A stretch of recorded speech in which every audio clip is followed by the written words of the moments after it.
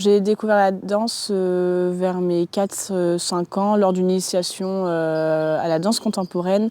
J'ai vraiment apprécié du coup ce moment. Alors je ne me rappelle pas tant que ça, mais je sais que j'ai vraiment aimé du coup la danse. Donc par la suite, j'ai commencé par de la danse classique sur Mel à l'âge de 6 ans. La danse classique, ce n'était pas une discipline qui me correspondait. Donc je suis partie à l'âge de 7 ans vers de la danse moderne jazz et contemporaine. J'ai fait conservatoire où j'ai passé un diplôme. Et après, des écoles de danse. À 21 ans, donc j'ai eu un petit événement dans ma vie, j'ai eu un événement dans ma vie qui a un peu tout chamboulé. Et ça m'a ouvert les yeux sur ce que c'était réellement la vie et surtout sur le fait qu'il fallait qu'on fasse ce qu'on aimait plus que tout.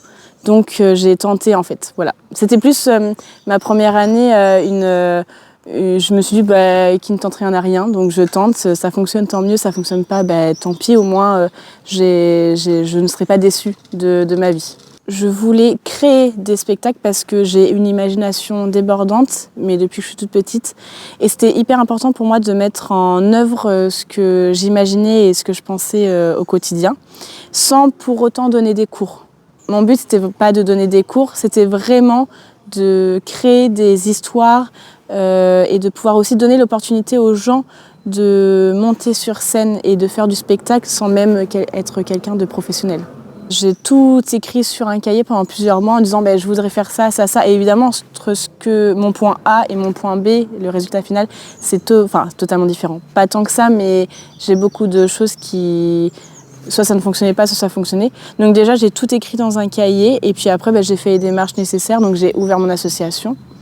Et en fait, c'était un peu... j'avais besoin du concret pour pouvoir faire les démarches nécessaires. Donc j'ai ouvert mon association. Et par la suite, après, je suis allée voir la mairie en disant, voilà, mon but, c'est de faire ça. Est-ce que vous pouvez m'aider ou d'aller voir les associations du coin. Voilà. J'ai une compagnie qui s'est créée, une compagnie...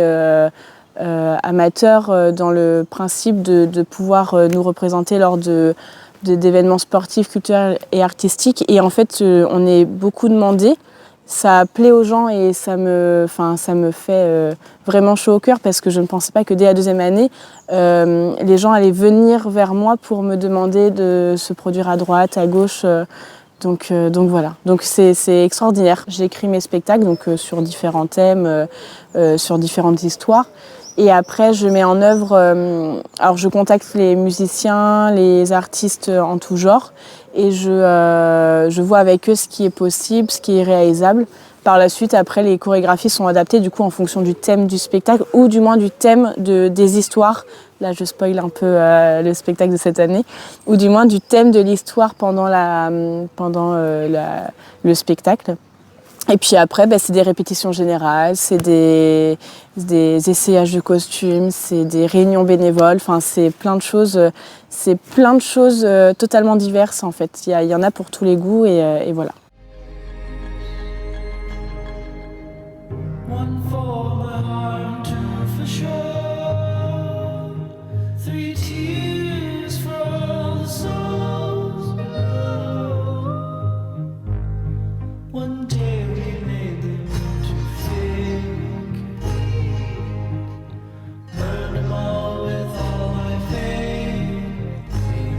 Alors je m'imagine dans 5 ans, 10 ans, 15 ans et j'aimerais pouvoir continuer à évoluer et grossir sur le territoire mélois. Je ne compte pas du tout partir.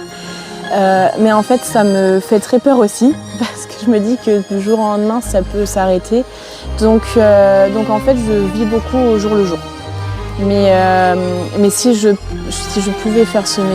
peux faire ce métier encore 15 ans, mais 15, 20, 30 ans, mais je serai la plus heureuse du monde, vraiment. Donc en fait, je m'imagine pas tant que ça, je vis, c'est tout.